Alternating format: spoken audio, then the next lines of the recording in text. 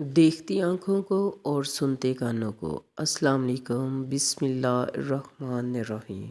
نبی اکرم صلی اللہ علیہ وسلم نے فرمایا، آدمی کا بہترین سرمایہ یہ ہے کہ اس کے پاس اللہ تعالیٰ کو یاد کرنے والی زبان ہو، شکر گزار دل ہو اور ایسی مومنہ عورت اس کی بیوی ہو جو اس کے ایمان کو مزید پختہ بنانے میں مددگار ہو۔ رسول اللہ صلی اللہ علیہ وسلم نے ارشاد فرمایا، جس شخص کو اعلیٰ حسب و نسب والی خوبصورت عورت برائی کی دعوت دے اور وہ کہہ دے کہ میں تو اللہ سے ڈرتا ہوں، اس شخص کو اللہ تعالیٰ قیامت کے دن اپنے عرش کا سایہ نصیب کرے گا۔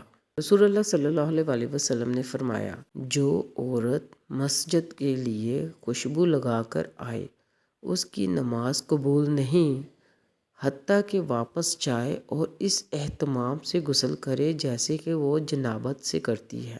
عبداللہ بن مسعود رضی اللہ عنہ بیان کرتے ہیں کہ نبی کریم صلی اللہ علیہ وسلم نے مجھ سے کہا، مجھے قرآن مجید سناؤ۔ میں نے کہا، کیا میں آپ کو سناؤں جبکہ قرآن اترا ہی آپ پر ہے؟ آپ نے فرمایا، مجھے اچھا لگتا ہے کہ میں اسے کسی دوسرے سے سنوں۔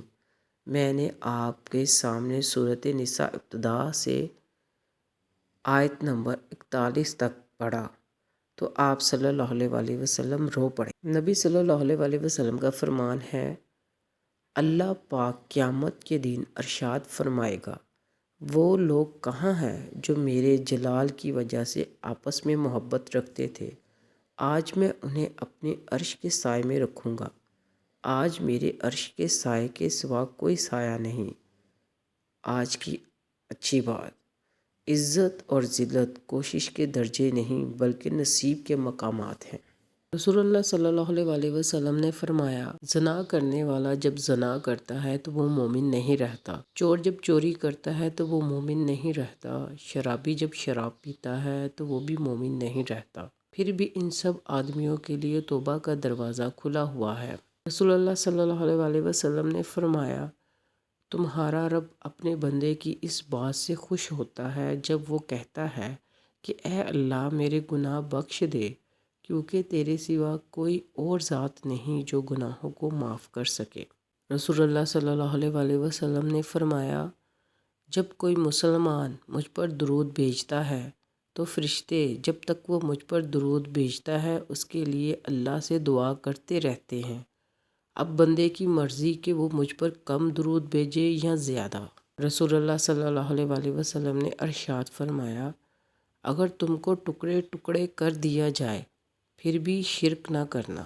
رسول اللہ صلی اللہ علیہ وسلم نے ارشاد فرمایا، جو سوتے وقت آیت الکرسی پڑھے تو صبح تک اللہ تعالیٰ اس کی حفاظت فرمائے گا اور شیطان اس کے قریب نہ آ سکے گا۔